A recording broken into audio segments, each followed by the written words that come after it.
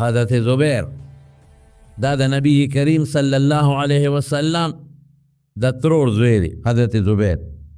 او د پیغمبر علیه السلام او د ده ښځه خویندې وې د ده د بیبي نوم هغه د نبی علیه السلام د بیبي نوم عایشه او د ده د بیبي نوم اسما او عایشه خویندې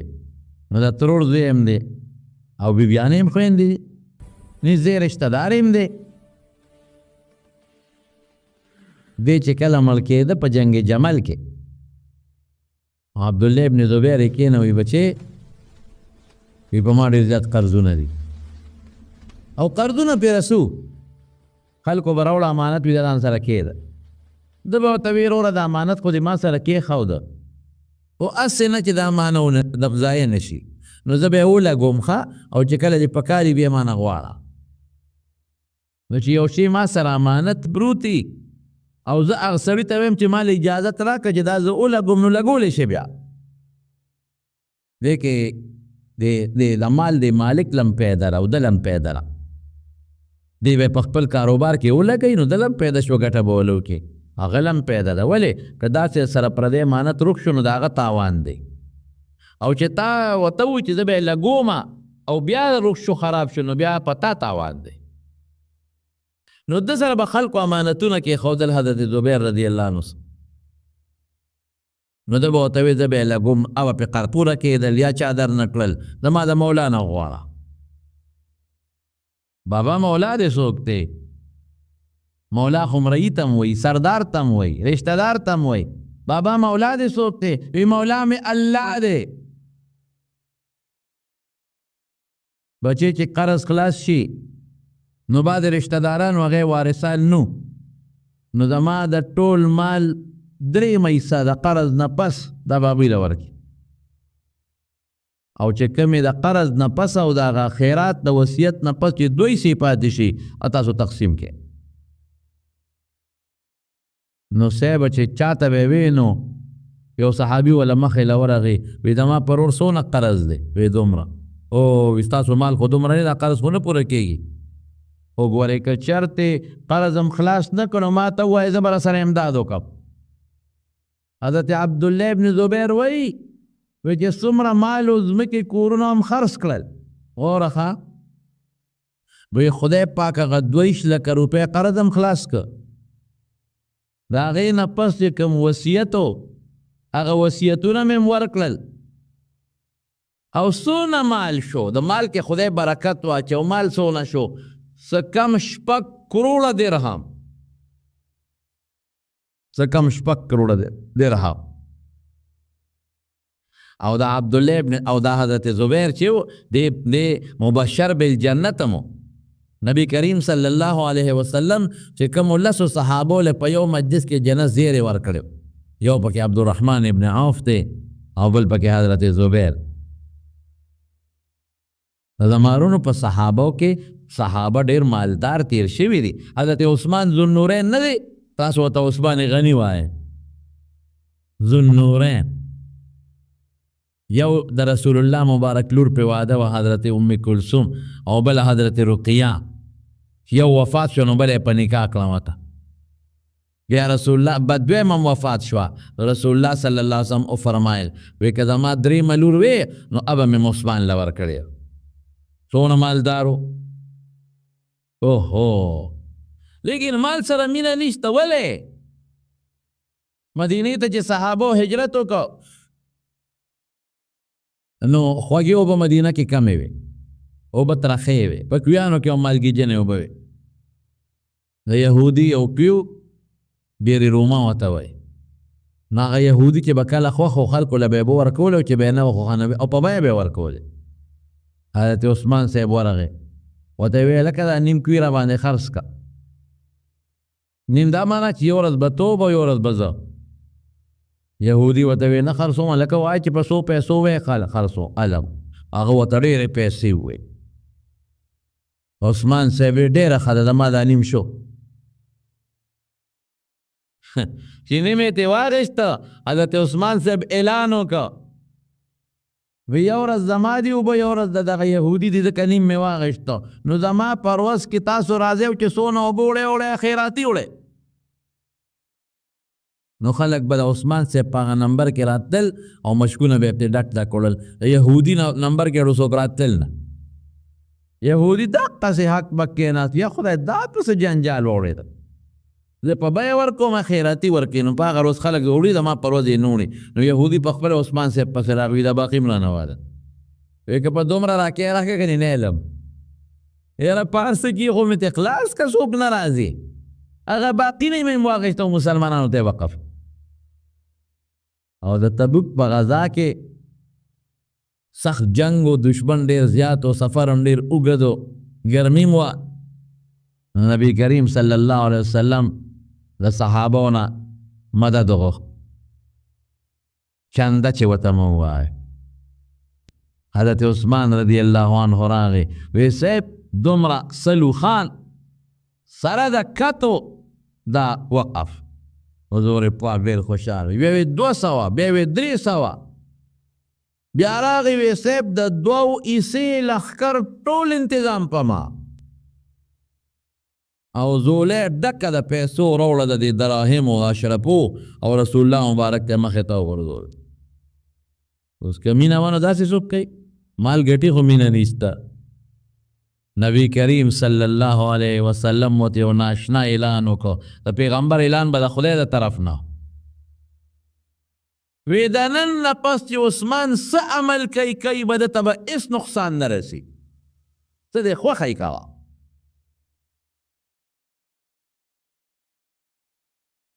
نو زما وروڼو مال ګټه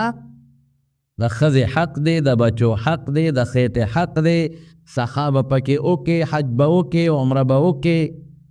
بچو له به ودونه پکې وکړې لوڼه به په ښه طریقه واده کې میلمه ته به دې تندې روښانئ خو مینه به نه کې مینه دا معنا چې بس 1 روپۍ د خدای په نوم نه ورکې مینه دا معنا چې بس روړي او خوندې کې نه د مینې نښه دا ده د مینه به نه کې څه خیرات به کې صدقې به کې غریبانانو له ورکوه مالدار نه م ورکولی شي صدقه زکات به نه ورکې تحفې ډالۍ جومات له مدرسې له غریب له تا کوه او دا به خدای ډېری کمی به نه یو بنی اسرائیل واقع نبی کریم صلی الله علیه وسلم ذکر کوي وی یو سړی ولاړو او یو اوریاز راغله وی زه ولاړ یم اوریاز مې ولید او ناګهانه په اوریاز کې ګړزار شو لکه بېګا چې څنګه وه چې ګړزار شو په یو غر باندې تې باران وشو هغه اوبه را روانې وې داسې راتلې او وی په دې اوریاز کې مې یو اواز واورېده غیبي اواز اسقې حدیقة فلان اے اوریازې د فلانکي باغچه سیراب کا اوریاز نه مې اواز واورېد اوریاز وګړبېده وشوې اوبه روانې دي دا سړی وایي چې ما وې ورېږه دا اوبه چېرته ځي لښتې ډک دی وایي اوبو پسې تلم لښتي کې روان یم ورسره دا لښتې په یو باغ ورغی چې په باغ ورغی باغ کې سړی ولاړ دی بیتچي ورسره ده هغه اوبو ته ورخونه ازادۍ او بندۍ باغ سیراب شو ما د هغه سړي نه تپوس وکړو ستا څه نوم دی نو ما ته هغه نوم واغې کې د هغه اوریازې د اواز نه مې کوم اورېدلې اوهو او دومره اوبه رالې چې د هغه پټې پې به سیراب شو ما وی بهجان ته په دې دا ته څه نیک عمل کې ځکه دا اوبه چې د کومې اوریازې نه راپرېوتې دقې اوریازې نه مې اواز واورېده چې د پلانکي باغچه سیرابه که ستا دا نوم مې اورېدلی دی هغه وی زه خو نور څه نه کوم او چې د دې باغ کم آمدن وشي نو 3 ځایه یې کوم یو ځای واپس په دې باغ لګو او یو ایسه غریبانانو فقیرانو له خیرات ورکو دوستانو له ډالۍ ورکو او یو ایسه خپلې ښځې او بچو له وړو ګوره د صدقې دا برکت حضرت نوح علیه السلام چې کله کشتۍ ته وخته نو 2 جوړې د حیواناتو د هر څه وردن نه مسلمانان ورسره وخته یو بوډا سپینګیري په کشتۍ کې ولاړ دی چا نه پیژن نوح علیه السلام ته خپلو امتیانو چې یو بوډا بابا دی پکې کشتۍ کې موږ خو یې نه پیژنو ویری ولی د مټیو نه ته څوک یې چې به تپوسه کشته ته راوخته وی د شیطان ابلیس بدماشه داسې نه زموږ دشمن او به تپوسه کشته ته راخېږي پرېږدم دی نه اوس برابرو یاره مهرباني وکړه پرې مې ده بس غلطي مې کړې ده خو وی خاله دې پرېږدمه چې ما ته هغه څیز وښیې چې انسان ته او مسلمان ته په ډېر لوی ضرر دی هغه څیز وښایه چې مسلمان ته او انسان ته د هغې نه کټ ضرر دی وی بیا راته څه نه وی وی نه ویم درته وی ښه دوه څیزونه دي چې هغه د مسلمان دپاره زهر قاتل دی یو حرص او بل طمع حرص او طمع او لالچ دا د مسلمان دپاره زهر قاتل دی دا دوه څیزو دا ډېر خطرناک شی او وی اسنګه وی هغه دعوه او یو بغض وی ما بغض وکړه د آدم علیه السلام سره نو وی زما مرتبې ته وګوره بغض خو دونه خطرناک شی ده او وی آدم علیه السلام حرص وکړه طمع وکړه ولې الله ورته وی دې بوټي له ګوتې موړه نو ما ورته وسوسه ور واچوله چې دې له یو څه نو ټول عمر به جنت کې او که د ګوتې یو نړۍ نو کوزی دی ګورې نو هغه طمع وکړه او د جنت د جون لالچ یې وکړه چې ګوتې یې وړي نو دنیا ته راغی او دا فارسی بانان وی وی طمع سه حرف داری هر یک ازو خالی وی تتم درې حرف دی یو توی ده ټکي پې نشته یو میم دی ټکي پې نشته یو عین دی ټکي پې نشته وی درې حرفونه دی درې واړه خالی دي طمع چې کې یو د الله نه وکې بس بندله مه کوه دا پیسې به دې خپله راځي قسم په خدای چې کم دله خدای مقرر کړې ده که هغه د نه یو نوړی پاتې شو نو زما په دې مخ لاړې وتوکه اللہ قرآن شریف کے فرمائی الا ان نفسا لن تموت حتی تستکمل رزقها چې څومره رزق دله خدای لیکلی دی اب خوري اله به مري خدای خو دروغ نه وایي چې کوم رزق الله مقرر کړی او اس فکر مه کوه طمع من حیث لا یحتسب د داسې طرف نه به خدای درکړي چې ستا په وهم و ګمان کې به هم نه تېرېږي مولانا رشید احمد گنگوهی رحمت الله علیه یو ځل جومات کې ناست و یو سیټ راغی دا بعضې خلک په دې مولیانو باندې هم څه دغه کوي ازمایښونه کوي یاره دا ماته پته ده زموږ باباجي و شهزاده مولوي صاحب خدای دې وبخي په دې پیرانو جومات کې به یې وړه دوره کول یو سړی وله راغی ماته ښه یاد او دا زکات به د ضیاء الحق په وخت کې د خلکو دې مدرسو له ورکو ورته یې وی مولوي صاحب دا چک مې راوړی دی او دا ته وصول کو د طالبانو لی ورکه هغه له خدای جیبه سوچ ورکړی ورته مسلمانه زما په لاسې ولې ورکې خپله یې ورکه که هغه او خندل وی نه نه نه نه بس تا باندې اعتبار دی بس تی ورکه دوی نه یې ورکې او که هر څنګه پکې لالچ یې ورکه هغه والا کاغذ واپس کو مسلمانه په دې نه پوهېږم دا یو سکتی ورکې ورکې زما په لاسې ولې ورکې یاره بیا وروسته مونږ ته پته ولګېده چې دا په یو اجره کې یو سازش شوی و درې کسه پکې شریک و یو اجره کې درې کسه پکې شریک و او دا یې کړي وه چې دا چک په مولوي صاحب وصول کړي نو مونږ به ورپسې پراپېګنډه وکړو چې هغې د طالبانو پیسې وصول کړي او پر دې مال یې ووه زما قسم په خدای درې واړه خدای داسې ذلیلان کړل داسې او په دنیا کې داسې رسوا چې که مې درته نومونه واخیستل نو تاسو به هم پرې رحم وکړئ ټوله رسوا شو برباد کورونه یې تبه یعنې قسم په خدای چې نن د هغوی کورونه هم نشته خره پرې ورغړېده نو هم درته نه دی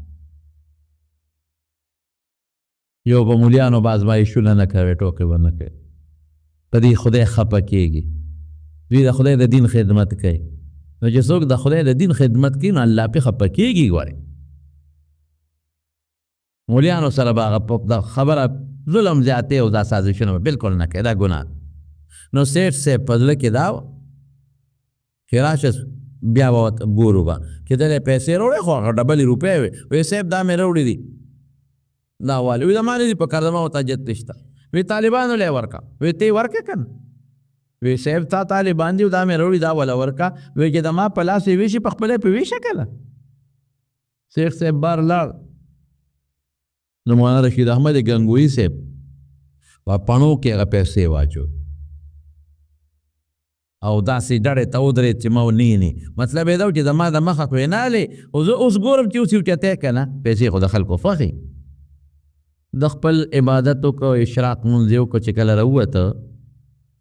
او سپلو کې خپه منډله نو هغه د روپو ډکې وې ویو که خو سپلو کې خپه نه ور دي وکتل ټول د روپو ډکې د پاس هم پې پرتې دي اولاد دی دې ته کیته وګوره سپلې او سنډلې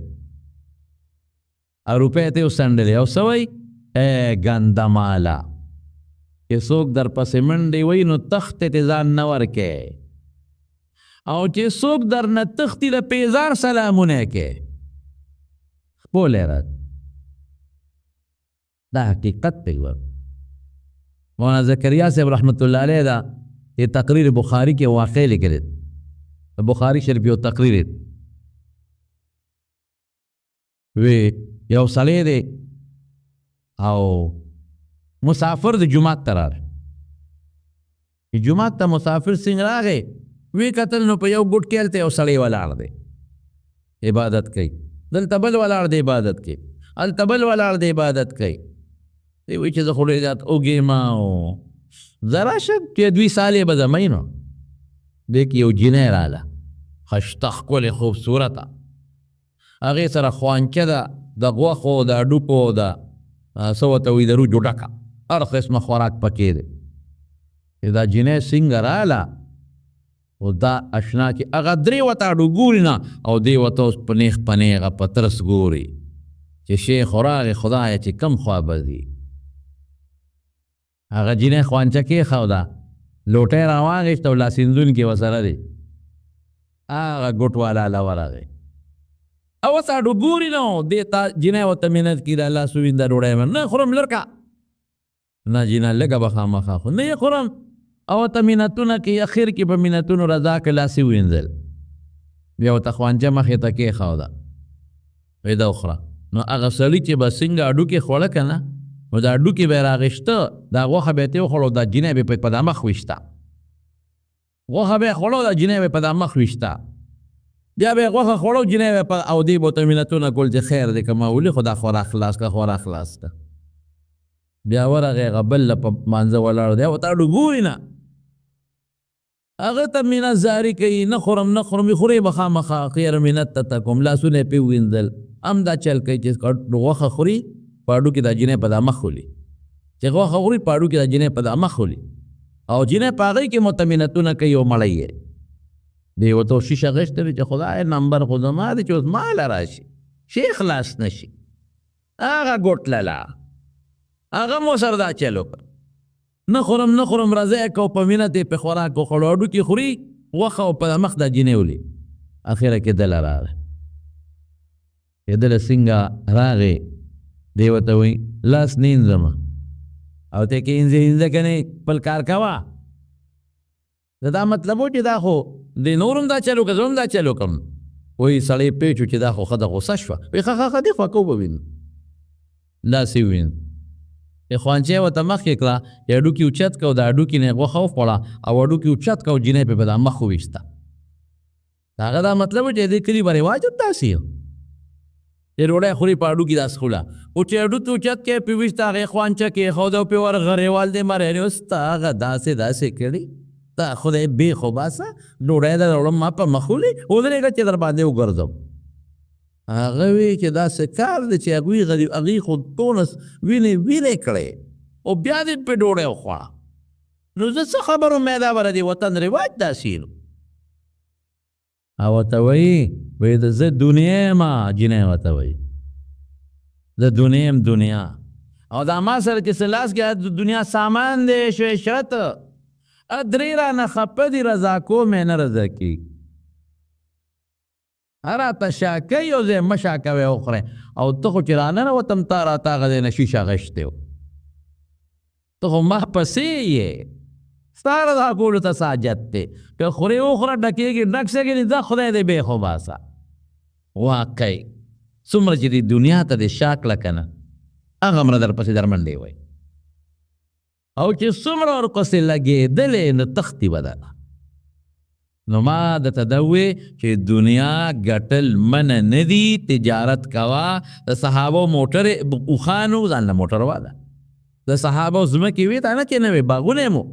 ځان له ځمکه هم ساته تجارت هم کوه هغوی دوکاندارۍ هم کړي دي هغوی زراعت هم کړی دی هغوی خرید و فروخت هم کړی دی هغوی مالونه ما درته مثال درکړ لیکن خدای نه دی پرېښی رجال لا تلهیهم تجارة ولا بیع عن ذکر الله و اقام الصلاة و ایتاء الزکاة دې مال دولت د خدای نه نه دی اخوا کړی د خدای نه غافل یې نه دی پرېښی نو ورسره به الله نه یېری ګټه کوه منه نه دي مال جمع کوه منه نه دي او خدای به نه یېری دې وجې نه الله فرمایي کلا بل تحبون العاجله دنیا مو خوښه ده وتذرون الاخره او آخرت مو هېر دی او د دنیا او د آخرت فرق د دنیا به څونه ژوندي ده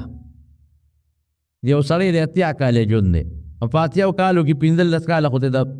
نابالغ والي لاړه او نیمې شپې دي ځه 80 کې نیمې شپې دي نیمې ورځې دي نو هغه نیمې شپې خو په غفلت کې لاړ 40 کاله خو په غفلت کې تېرې شوې څو پاتې شوې 40 دا چې 80 ته ورسې ګورو 70 ته نه پول سا دلته پرته ده مخکې به سا دننه وه اوس سا سپېمو کې ده چې خبرېږي ټک مړي چې له 80 ته ورسې نو 40 خو په شپو کې لاړه 40 پاتې شو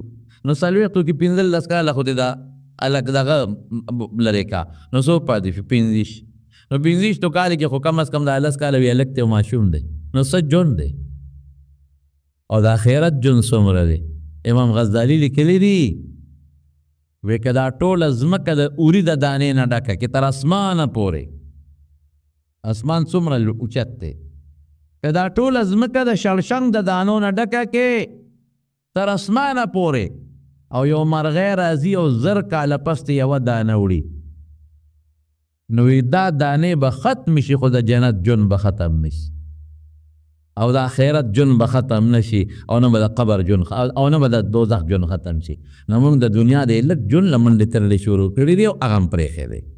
دې نه د خدای نه منې کوي په آخرت یاد ساته خپل لمونځ او د خپل زکات خپل خیرات او ظلم مه کوه ټګي مه کوه دوکې مه کوه حرامو نه ځان ساته او نو الله به دې مدد کوي که ویر نه که نو ما ته ووایه ورته ملا صاحب پلنکي وخت کې خبره کړې وه او دا خبره دې غلطه وخته عائشہ صدیقہ رضی اللہ تعالیٰ عنہ 1000 اشرفے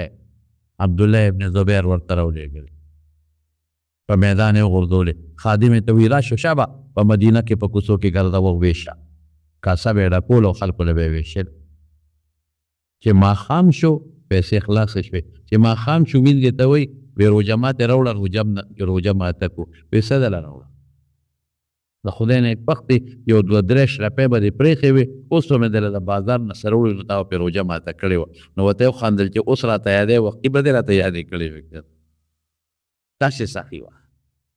عبدالله ابن زبیر 1 لاک پیسې راولېږلې روپۍ هغه زمانې دراهم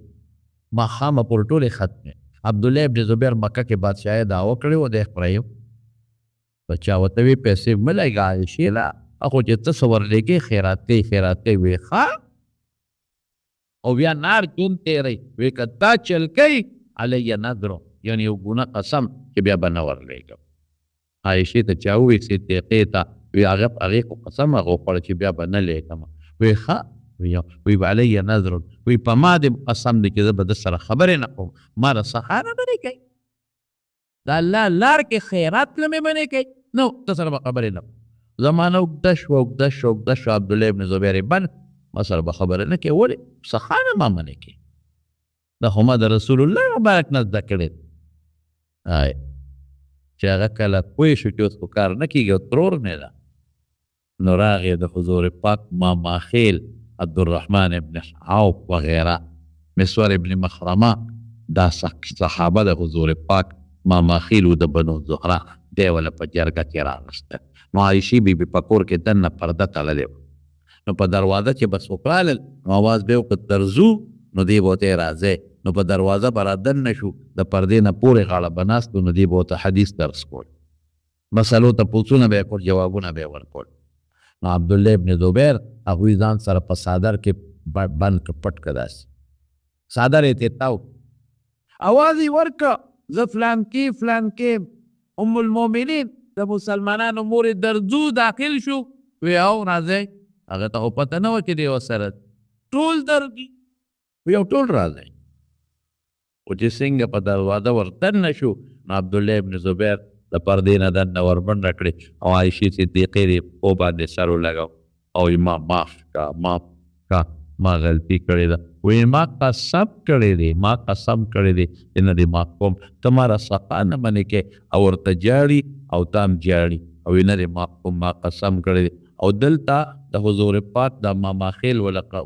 مینتونه کوي چې معافي کوه روانه نه ده معافي غواړه معافي چې معافي که نو قسم کې څوک مات کي که نه نو یو مرۍ به دی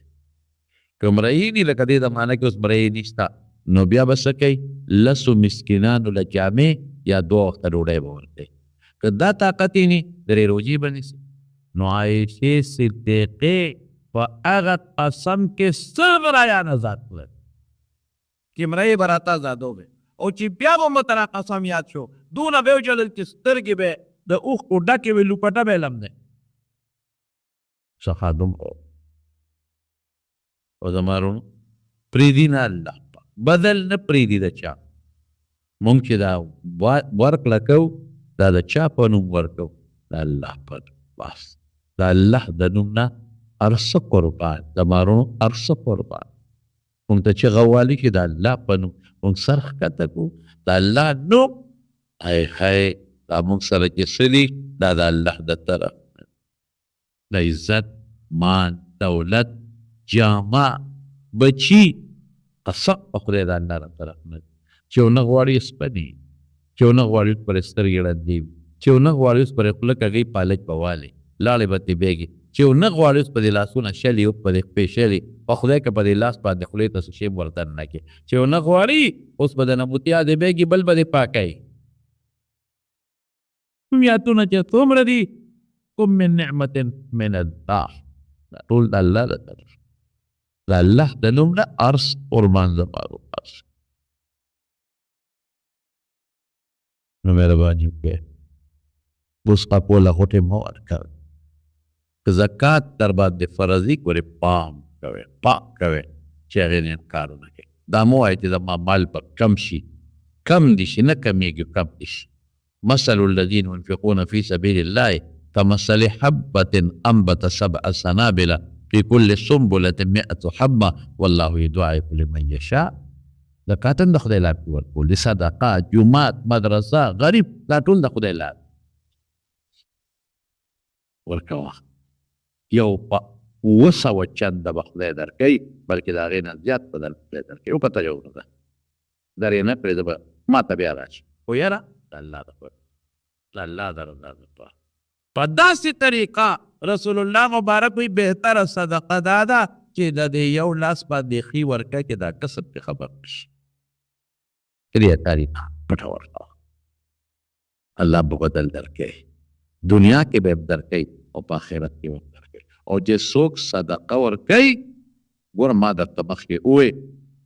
نو د رزق به فراخوي دویمه ونه چې څوک صدقه ورکوي عمر به زیات یو صله رحمۍ والا عمر زیاتېږي او صدقې والا او چې راغلی عذابي الصدقة تطفئ غضب الرب کما یطفئ الماء النار وی اور باندې چې اوبه په اوبو په اور باندې اوبه واچوي ختمې کړي دغه رنګې صدقې سره د خدای غضب او قهر ختمي پخوا چې به یاره دلته څه مسله به وه په کور کې نو زر به د خلکو ملایان طالبان راوستل الله شا به ختم خیرات به وکړه نغدې به یې خلکو له ورکړي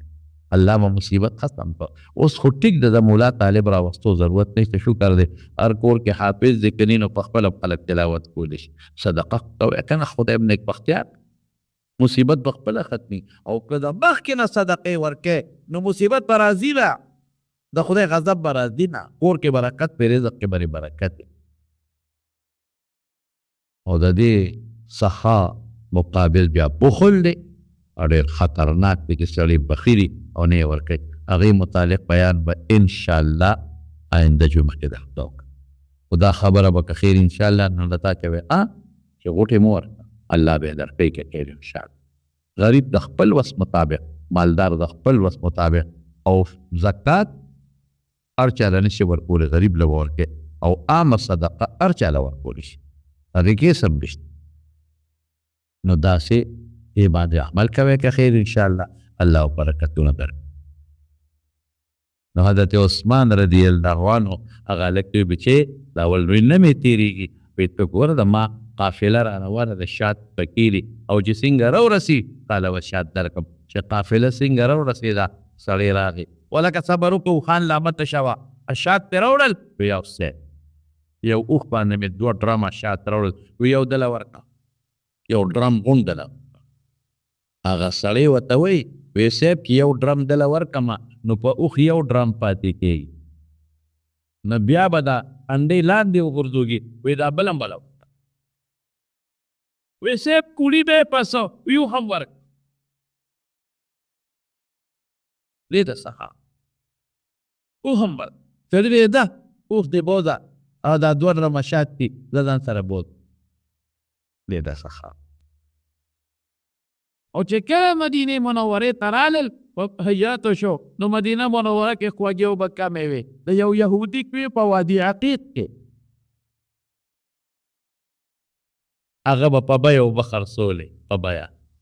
رسول الله صلی الله علیه وسلم اعلان وکړ بیرېرمه به څوک والي. وای وای وای خو چې داسې والي چې د مسلمان او د ده پورقه پکې یو شان کته کېږي. مسلمان ته وبخي زه ضمانت ورکوم چې الله به جنت ورکوي. حضرت عثمان هغه له ورغی هغه سړي ورته ویې دا باندې خرڅ کوي نه خرڅ کوم وی نیم را باندې خرڅ کا. هغه ورته د نیم ډېره لویه ګټه وویل دا قیمت وویل دومره یې وویل چې هغه د هغې نو مطلب یې دا و چې دی به یې وانلي. حضرت عثمان رضی الله عنه ورته فورا پیسې ورکوي نیم کوې یې واخېست. نیم کوې څه دی ورپکې وربندي کوله بس ټیک شو نیم زما او نیم ستا یو ورځ به زما وي یو ورځ ستا به هغه وی ډېره بس عثمان صاحب اعلان وکړ وی په زما په ورځ باندې خیراتي وکړئ. یهودي خو به خرڅول بس خلک د یهودي په نمبر کې نه راتلل ځکه د په نمبر کې ورته فري میلاوي چې فري میلاوي په هغه ورځ څه د عثمان صاحب په نمبر کې به خلک راتل او مفتو کې به مشکونه کې وبوړلې. یهودي وی تاسو په جنجال ووړېږه ورته دا باقي نه مم واله وي په هغه ریټ یې نه علم چې په کوم مې هغه اخېستې د هغوی سړی پار سوچیلې غمه مې خلاص کړه. دغه کوي حضرت عثمان په 35,000 درهم دینار واخېست 35,000 دینار کوي او هغې سره چې کوم ګیر چاپېره پټې د مسلمانانو ته یې وکړ. اوس هم زمارونو په مدینه منوره کې دا خبره ما تحقیق ته ورسوله نو ځکه یې درته وایم په مدینه منوره کې اوس هم په بینک کې د حضرت عثمان رضی الله عنه په نوم اکاونټ شته. اوس هم شته. سرکاري حکومت د حضرت عثمان ابن عفان خلیفه ثالث په نوم اکاونټ اوس هم کولاو کړی دی او د هغه چې کوم صدقات کې او کوم ځمکې وقف کړې وي مسلمانانو ته د هغې ځمکو او د هغې صدقات هغې قوم ته دي او چې نور څومره اهل خیر حضرات خیراتونه کوي حکومت په دغې قوم کې جمع کوي د حضرت عثمان په نوم او بیا حکومت هغه رالي او په کونډو یتیمانانو او په نورو ځایونو کې لګوي. یعنې د عثمان ثواب اوسه پورې روان دی چلیږي رضی الله تعالی عنه. تبوک غزا کې صاحب رسول الله مبارک دشمن ډېر زیات و مزل ډېر اوږد او د روم د بادشاه سره جګړه وه. رسول الله صلی الله علیه وسلم اعلان وکړ چې چنده راوړي یوم راوړي. حضرت عمر رضی الله عنه وی ما سره په دغه وخت کې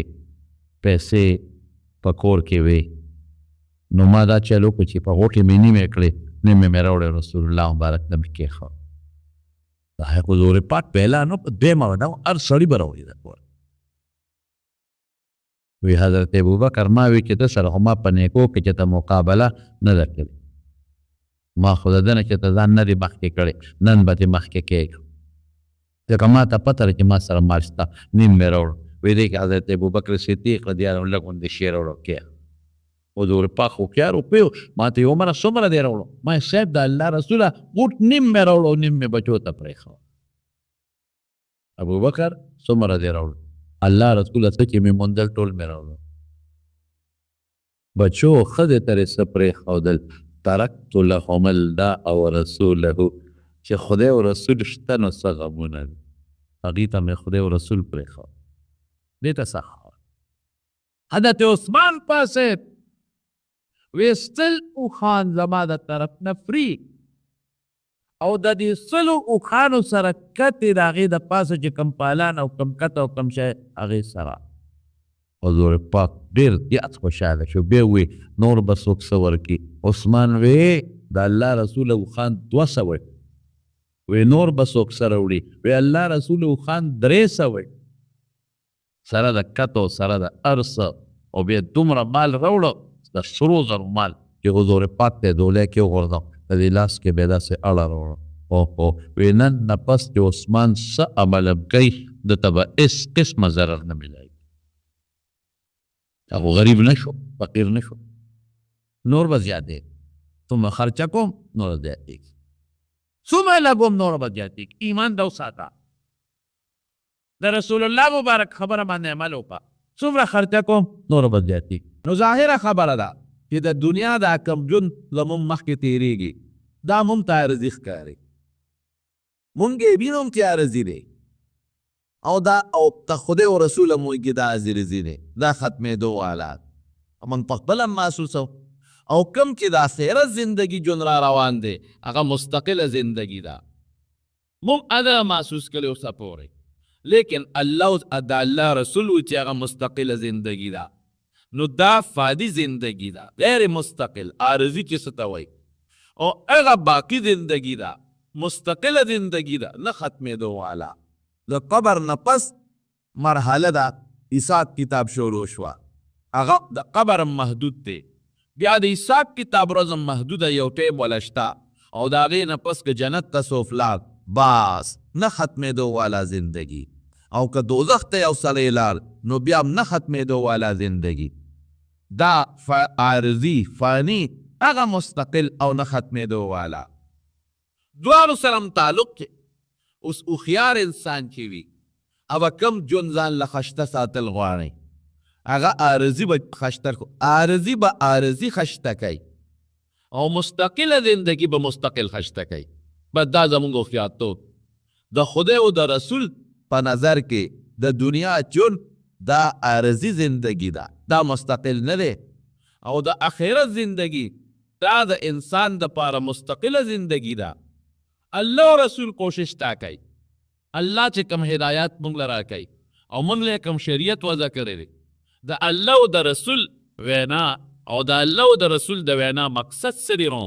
ادا چې د دنیا د ژوند ګټه ګناه نه ده بیا کوه تجارت کوه خپل ملازمت کوه او د دنیا خپل نظام نیم چلوه بالکل خو دې ته به په 2 نمبر کې ګورې اول نمبر نظر به د آخرت دی د الله نظر لومبي د انسان دپاره آخرت ته دی او 2 نمبر دا دنیا ته دی د پیغمبر علیه السلام سوچ د انسان دپاره د دنیا د زندگی دا 2 نمبر والا دی 1 نمبر والا زندگی او سوچ دا د آخرت والا دی او زمونږ د بعض خلکو سوچ څه دی مونږ دنیا ته په اول نظر کې ګورو چې کوم مسلمان دی او آخرت ته بیا مونږ په 2 نظر کې ګورو دې وجې نه که مونږ د دنیا نه دوی مړ شي یا د ورور د یو انسان مړ شي نو هغه چغې او سورې او د خدای نه فریادونه خدای سره په جګړه وي ولې هغه ته دا دنیا اول نمبر ښکاري آخرت ورته 2 نمبر ښکاري او د الله محبوب بنده وي محبوب بنده ډېر زیاته مینه به یې ورسره موږ نه بعد یوه خلک تپوس کوي یاره دا انسان خو د خدای ډېر خوښ دی او ده له خو یې ډېر کلونه ورکړل نیک سړی دی ور بچي یې مړه شو د دنیا بیماری پرې راځي دا ولې راځي ما وی ستا سوچ د دنیا متعلق اول نمبر دی او د آخرت 2 نمبر دی او د الله سوچ د الله علم او د الله هدایت د دنیا د پاره دویم نمبر کې دی، آخرت اول نمبر کې دی. نو خدای دا نیک سړي ته د دنیا دا جون ولا په دویم نمبر کې ساتي،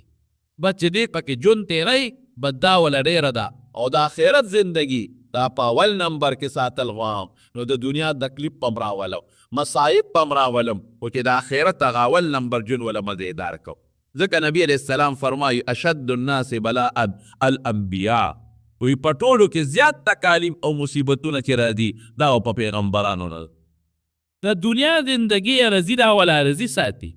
او د آخرت زندگی مزیدار ځای کوله خشته کی. ثم الامثل فالامثل، او بیا چې کم پیغمبر ته نږدې دی، بیا کم هغه ته نږدې دی، بیا کم هغه ته نږدې دی، د دنیا تکالیف هم راځي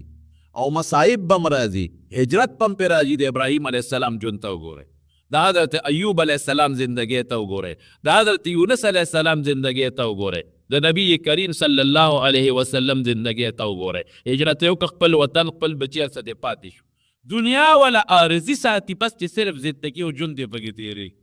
او مقصد آخرت دی. درې تکالیفو چې کم اجر الله بیا په آخرت کې ورکوي، روح د هغې څه انتها بیا نشته. نو دنیا به مونږ سکټو هم، د دنیا تجارت منع نه دی، دنیا بگٹو هم حاصلو به هم، لیکن مقصد اولی به نه ګرځو. مقصد اولی ایک نمبر مقصد دا به زمونږ آخرت دی. دنیا به زمونږ عارضی زندگی بی، نور منع نه دراغت. پورا ما وقتی دی سارانه خبره رومره خبر چې تاسو ته وپله هغه څه ده چې دنیا ته دویم نمبر کې ګوره، ایک نمبر کې مه ګوره. آخرت ته ایک نمبر کې وګوره، دنیا ته په دویم نظر کې وګوره. عزت شته. دنیا گتا خدای ما یې روا، دنیا کوا تجارت کوا رسول الله ما یې روا، دنیا کوا آخرت ما یې روا، دنیا کوا او عبادت ما یې روا. دې مساج نبی رسول السلام ته خو پته ده، او دام ورته پته ده، که تبوک ضرورت راشي د غذا 1/3 لدې پیسې ورکړي. جمعات ته مسجد نبوي مبارک نبی علیہ السلام چې څنګه راغی مدینه شریفې ته، د قبا نه مدینه شریفې ته راغی، نو جمعات له ځای نشته. حضرت ابوبکر صدیق رضی الله عنه وایي د الله رسول پیسې به زه ورکوم. څومره هوښیار دی. د جمعات چې څومره ځمکه ده هله دو یتیمانانو ځمکه وه. نبی علیہ السلام د هغوی ترونه راوغوښتل، وایي دا ځمکه لږه مناسب ده، او د حضور پاک کوخه مبارکه چې کوم ځای ملاسته وه، د الله په حکم چاوی زما به میل میں، چاوی زما به میل میں، چاوی زما به میل میں. نبی علیہ السلام دعوها دا اوخه مې پرېږدی فانها مأموره، دې ته د خدای ر طرف نه حکم شوی دی چې دا کم دی سم لاسته به زه به دا د سړي میل میں. اتفاق ته ګوره د حضرت ابو ایوب انصاري رضی الله عنه د پور مخې ته کوخه سم لاسته، چې سم لاسته بیا پاسې بیا ګرځېده حضور پاک یې واګې سستې کړی، او اوښې به دا ځمکه بویوله، واپس هغه دی لراله اول ته سم لاسته. نو چې سم لاسته خوره پرې پرېوته، نو زر هغه سامان راواخیست او خپل کور ته په منډه تښتاو چې بل څوک دا سامان دننه نه کړي. نو نبي علیه السلام له خو جومات نږدې پکار و، نو هغه ځای شال غوندې ځای و، وایي دا ځای مې خوښ د دو یتیمانانو، نو ترونه یې وله راوغوښتل، وایي دا ځای دی او دا که ستا، وایي دا صیب د الله په رضا ستاسو جو پیسې نه وینا دا ماشومان دی یتیمانا داسې به نه کوو، پیسې به ورکوو. او ما ته د مدینې د ځمکې قیمت نه دی معلوم چې څه ریټ دی، قیمت ولګوئ تاسو پیسې ورکوو. وی ښه صاحب دا د 10 اشرفو ځمکه 10 دیناره د سرو زرو شپکې. حضرت ابوبکر صدیق زر جیب ته لاس کړی چې بل څوک مخکې نشي، وی صاحب تا زما په پیسو واخله. هوښیار څونه دی، هغه ته پته ده چې دا به یو مرکز ګرځي ردي. هغه څومره وه د هغې، هغه 10 بای 100 ګز وه، یو طرف یې 10 ګزه او بل طرف یې 15 ګزه. بیا ضرورت وروستو راغلی، چې وروستو راغلی نو نبي علیه السلام پکې نور توصیه وکړه، نو د پیغمبر علیه السلام په زمانه کې 100 بای 100 شوه،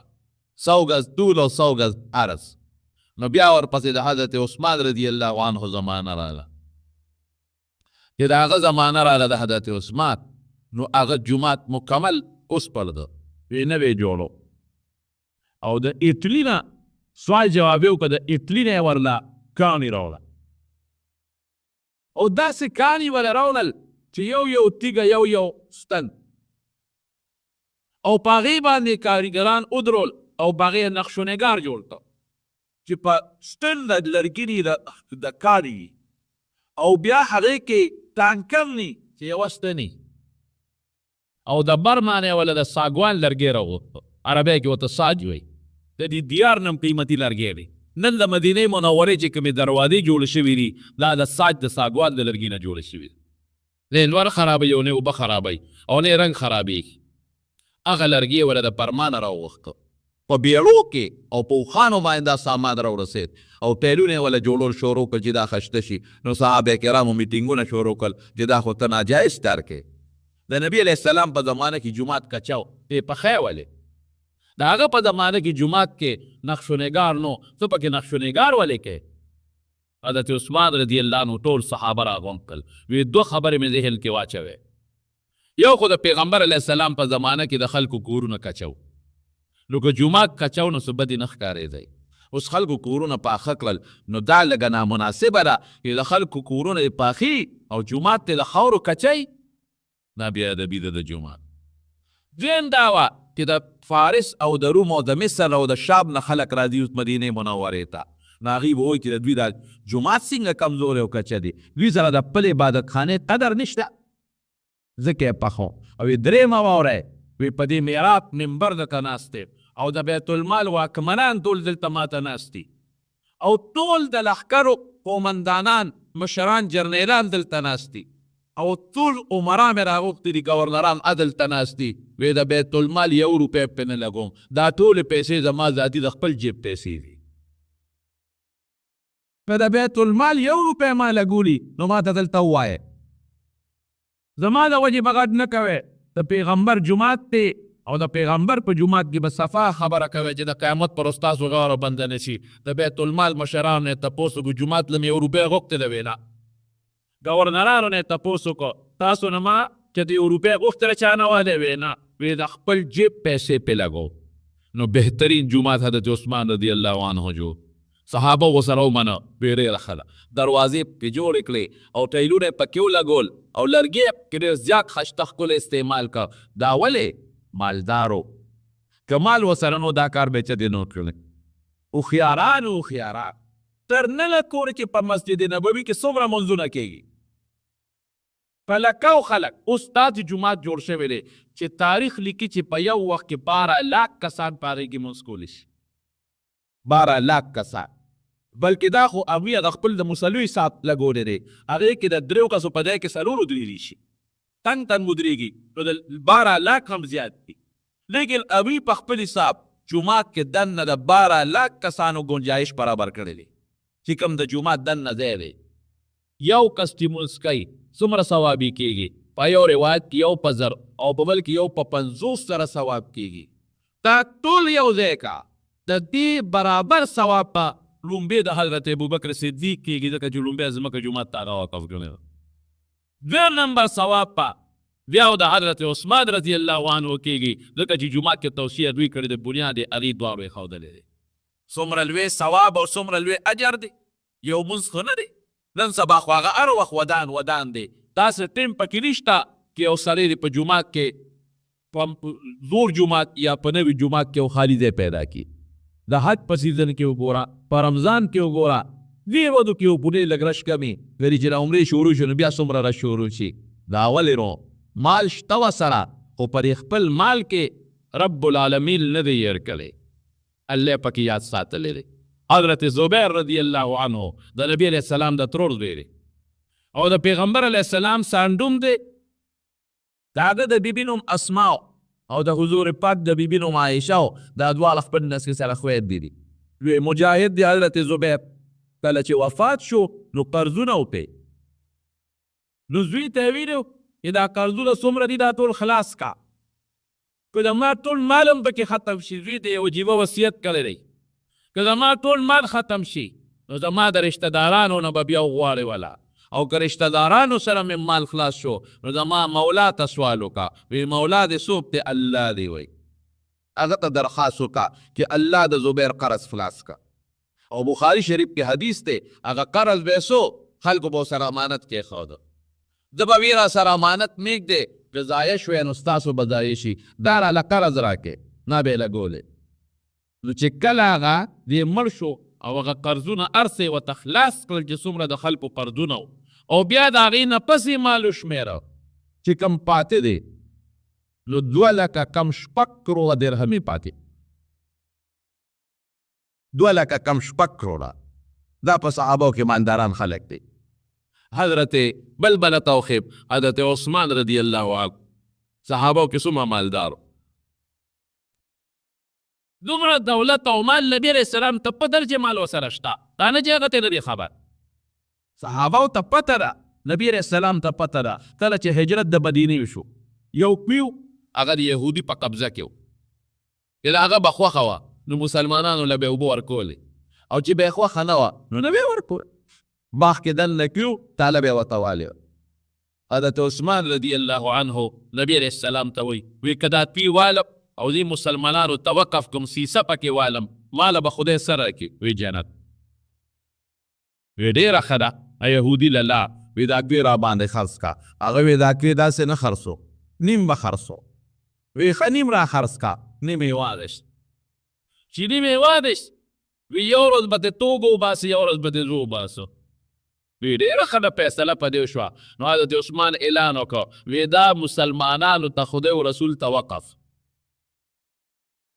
بې پیسو یهودي به په بیو به قرضولې او د فري که مفتې که. وی زما د نمبر پر ورځ به راځئ مفتې اوبه وړئ. نو خلکو به په دغه ورځ اوبه وړلې د یهودي په ورځ به څوک نه راته د چا کار سره چې په پیسو یې په یو ورځ به 2 مشکه یو شي که نه 2 مشکه به یو شي. یهودي ته پته ولګېده چې زما شی خو شل شو دا مې څه غلطي وکړه ما خو یا به هم خرڅوي زه به هم خرڅوم بیا په خپل نمبر خرڅوي زه بیا په خپل نمبر خرڅوم. یهودي ورته وایي دا باقي نوم هم واله وي همدغه مې غرض دی. باقي نوم یې ترې واخېست هغه باغ او پی یې ټول د الله په نوم وقف کړه. دا یو شو. د تبوک د غدا دپاره نبي علیه السلام مبارک ته نو هغې له د پیسو ضرورت و نو د چندې اعلان وکړو نبي علیه السلام. نو د ابو نیم لښکر چې څومره سامان اوفا او د هغې نور زغرې تورې دا حضرت عثمان رضی الله عنه په خپله د هغې خریداري وکړه او هغه مسلمانانو ته وقف کړه. دا نبي علیه السلام ته پته نه دې کراس پې نه کړي چې دا مال د سره دومره د کم دی دی. لیکن قرآن یو ټکي ویلی دی رجال لا تلهیهم تجارة ولا بیع عن ذکر الله. قرآن وی بایم کوا تجارتم کوا کاروبارم کوا او دا بیع و تجارت د دنیا کسب کې د خدای نه غافل نه کی. بنیادی چیز دا دی. په صحابو کې د صحابه کرام چې ډېر غټ غټ تجارتونه یې کړي. دا ځکه درته ویم چې د بعضې خلکو ذهن کې دا رالي چې دا تجارت جوړ ګناه ده او دا نوکري چې څوک کوي دا جوړ ګناه ده او دا بچی باندې چې زه اعلی تعلیم حاصلوم چې دې ښې پیسې وګټي دا جوړ ګناه ده. خبره داسې نه ده دا غلط سوچ دی. حضرت عبدالرحمن ابن عوف رضی الله عنه په صحابو کې یو صحابي تیر شوی مدینه شریفې ته هجرت وکړ. مدینه منوره کې ودې تاجر او زبردست تجارت کار یې کو. هر څه په مکه کې پاتې شو. بچی پاتې شو په مکه کې هر څه پاتې شو مال پاتې شو ځمکې پاتې شو منډې پاتې شو. نبی علیہ السلام ولا یو صحابي سره ورورولي جوړه کړه. مدینه منوره کې یو مهاجر او د مدینې باشندگانو ته به انصار وي د هغې به ورورولي خپل منځ کې جوړه کړه. نو لومبۍ زمانه وه ورورولي به یې داسې وه چې انصار وي زمونږ مال به دوی سره نیمه و مال کې به زمونږ دوی شریکي. نو یو صحابي دی حضرت سعد ابن ربی رضی الله عنه د ده او د هغه تعلق یې جوړ کړه دوستانه یې جوړه کړه. هغه صحابي ورته وایي سعد ابن ربی په انصارو کې خو ډېر لوی ایثار او قرباني وه. وی راشه تعال راشه ما سره کښېنه اقاسمک مالي و اهلي نصفین. وی مال هم دله نیم درکو نیم مال دله درکو او وی 2 به ښځې دي 2 بخاری شریف کې حدیث دی. وی ته پکې یو خوښه که چې کومه ستا خوښی زه به هغې له طلاق ورکړم او چې ده کې پوره شو نه به تا ته په نکاح کړم. یو ښځه به ما ته پاتې شي یو به مې ستا شي. دونه غټه قرباني څوک ورکولی شي. ته څه وایي او تی بارک الله فی اهلک و مالک دلونی علی السوق. وی ستا اهل دیم خدای ستا مبارک کی او ستا مال دیم خدای ستا مبارک کی ما ته بازار خایا. ما دا تجارت چل دی نو بازار یې ورته وښو نو تجارت یې شروع د ده م اخلاص و د هغه م اخلاص و نو مازدیګر یې ګټه راوړه نو په سبا نو بله ورځ نو بله ورځ د یو ځل نبي علیه السلام مبارک له په مخه ورغی نو په دې وجود یې د واده نښې لګېدلې لکه چې څوک واده وکړي نو په هغه څه نښه مخی نو په هغه په دې وجود یو خاص خوشبويي وه چې هغه به ښځو استعمالوله نو نبي علیه السلام پې پیش شو مهیب وی دا څه دي وی صاحب واده مې کړی وی چا سره وی د انصارو یو ښځې سره وی ولیمه دې کړې ده وی نه وی اولب ولو بشاتن وی یو ولیمه وکړه که یو ګرد چیلې یا هر څه چې خو یو ولیمه وکړه ګوره خدای والا ښځه ورکړي یو ښځه نه دویمه درېیمه څلور ښځې شوې مال ګټه کم ځای ته ورسېدله مالداري کم ځای ته ورسېدله نو دونه مالدار و چې په کور کې به پخوا خوا غټې روپۍ به وې دراهم به یې ورته وې او د نانیر دا ډیري به ولاړ او یو چې کله وفات شو نو ښځو مال تقسیماو نو څلور ښځې چې وي نو چې اولاد د سړي وي د څلورو په شریکه اتمه حصه کې هغه اتمه چې بیا په څلورو ښځو تقسیم کې د یوې ایک بټه 32 حصه کېږي یا 432 نو د یوې ښځې پکې ایک بټه 32 دوه دېرشمه حصه کېده او ورته وی مال خپل حصه پوره مه راکوې زما جت ورته نشته مال نغد مال کې لږې غوندې پیسې راکړي نغد مال نه په بریانو کې غواړم نه په وینځو کې حصه غواړم نه په منډو کې غواړم نه ځمکو کې غواړم نه په جایداد او په کورونو کې غواړم نغد مال کې څه لږې غوندې راکړې لیکن پوره مه راکوې لږې غوندې راکړې نو چې په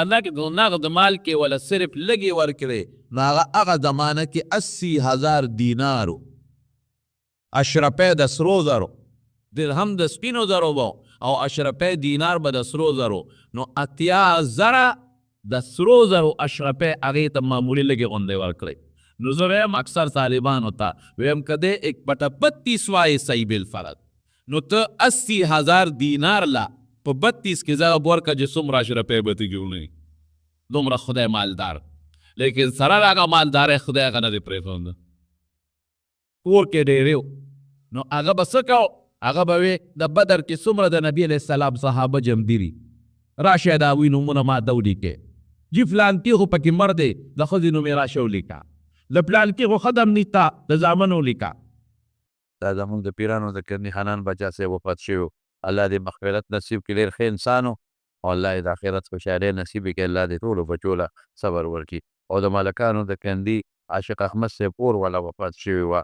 الله تعالی دې مغفرت نصیب کړي او الله دې ټولو وارثانو له صبر ورکړي عمر دود رحمان کانوډی زبیر وفات شوي دي الله دې وبخي الله یې د آخرت خوشحالۍ نصیب کړي الله دې وارثانو له صبر ورکړي بعضې ملګرو خطونه رالیږلي دعا غواړي الله د ټولو دعاګانې قبولي الله چې دا کم مړي ما یاد کړل ته وبخي الله د قبر تیارې پرې رڼا کړي الله وارثانو له صبر ورکړي الله چې څومره بیماران دي په دې مجلس کې په دې جمعې کې او یا په کورونو هسپتالونو کې الله ټولو له صحتونو او شفا ورکړي که څوک قرضداران یې قرضونه خلاص کړي الله زموږ په زړه کې سخا واچوي خدای د بخل نه وساتي سخیتوب هم نصیب کړي چې څوک ستا په رضا کې خرچه کوي جومات کې کوي هر چا سره چې کوي خدای د هغې بدلې په دنیا کې هم ورکړي او په آخرت کې هم ورکړي خدای موږ ټول غنیان کړي خدای د مال غنا او د نفس غنا د زړه غنا الله دواړه نصیب وګرځولی کړي الله ټول په خپلو پیسو د بیت الله حجونو عمرو له بوتلی کړي الله که امین وصي رابطه په ټیلیفون شوي وه ټیلیفون یې کړی وی ګوره جمعې ټولو ملګرو ته مې دعاګانې هم کړې دي او په حضور پاک مې ورته سلام هم ویلی دی او زما سلام هم ورته ووایه دعا ورته وکړې چې الله سره د خپلو ملګرو حاجیان مې په خیر واپس راولي زموږ یو بل ملګری بادر خان هغه هم تللی دی لا ته رسېدلی نه یې وررسي به انشاءالله دعا وکړې چې هغه هم الله ورورسوي او الله دې موږ تاسو ټول عمرو له بوتلي الله دې حجونو له بوتلي کړي الله چې چاته څه مشکلات او پریشانۍ دي مشکلات او پریشانۍ په خوشحالو بدلې کړي الله زموږ په روزګار کې زموږ په زمیندارو کې زموږ په تجارتونو کې زموږ په اولاد کې برکات واچوي الله د حاسدینو د حسد نه د شریانو د شر نه مو سات الله چې موږ غریبانانو سره څوک محبت کوي مینه کوي د هغې بدلې په دنیا کې هم ورکړي او په آخرت کې هم ورکړي الله تم د هر قسمه فتنو نه بیمارو د دنیا او د آخر د آفتونو بلیاتو نه په امن و امان کې وساتئ او الله د خیر او برکت ژوند هم نصیب کړي مسافر چې څوک په بار ملکونو کې دي هغې ته لږ د زړه د اخلاص نه دعا کوئ. ډېر ګران کار دی سفر ژوند. الله دغې مسافرو ته مدد وکړي، په روزګارونو کې برکات واچوي، د خیر او خوشحالو زندگی نصیب کړي. ایمان هم الله نصیب کړي، الله ایمان هم نصیب کړي، الله ایمان هم نصیب. وصلی الله تعالی علی خیر خلقه محمد و آله و اصحابه اجمعین برحمتک یا